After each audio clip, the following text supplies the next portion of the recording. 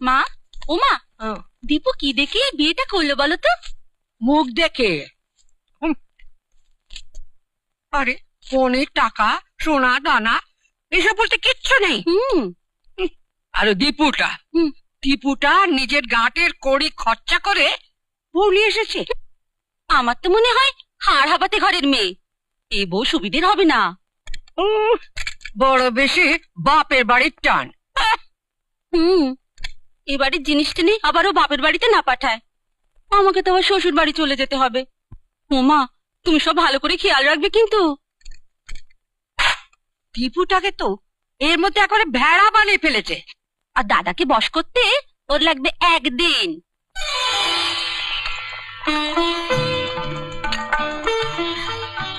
দাদা, আপনার চা। আরে এখন যে আমার সত্যি একটু চা খাবার ইচ্ছে ছিল, এটা তুমি জানলে কি করে সব? তুমি দাদার মনের কথা বোন জানবে না?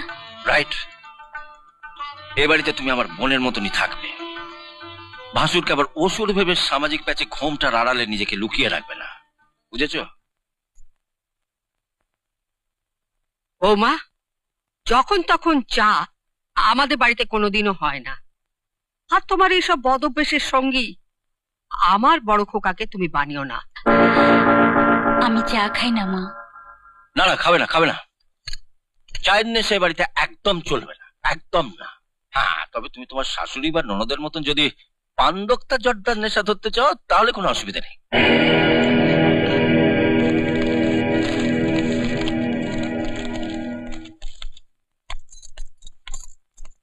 এই যে নতুন বউ, আমি আজ শ্বশুর বাড়ি চলে যাচ্ছি বলে ভেবো না যে মা অসহায় হয়ে গেল। আমি ওখান থেকে সব খবরাখবর রাখবো কিন্তু।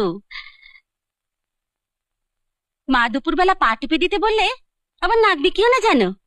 আমি মামরা মেয়ে, মায়ের সেবা করব, এটা আমার ভাগ্যের কথা। জানো তো চারটে দেখছি, ওই কথাতেই ভুলিয়ে বোধহয় দীপুর ঘাড়ে চেপে বসতেন না? ঘাড়ে বোঝা চাপিয়ে আমি কি বোঝা? সেটা বোঝা যাবে কটা দিন গেলেই। আর কটা দিন থাকতে পারলেই তোমাকে ঠিক সাইজে নিয়ে আসতে পারতাম। কিন্তু কি করবো বলো, তোমার নন্দাইয়ের হঠাৎ কাজ পড়ে যাবে আর থাকা গেল না। চলি। ও হ্যাঁ, তুমি আবার যেন যখন তখন হুটহাট বাপের বাড়ি চলে যেও না। কথাটা মনে রেখো। চলো। এই যেমন দীপা ভুলেও শ্বশুর বাড়ি যেতে চায় না, তাই তো বছর 11 মাসে এই বাবা জীবনকে বাপের বাড়িতেই পুষছে।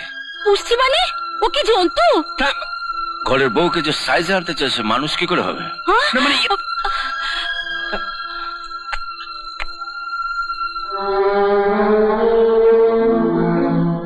থাক থাক, অতিভক্তি আবার চোরের লক্ষণ। চলো।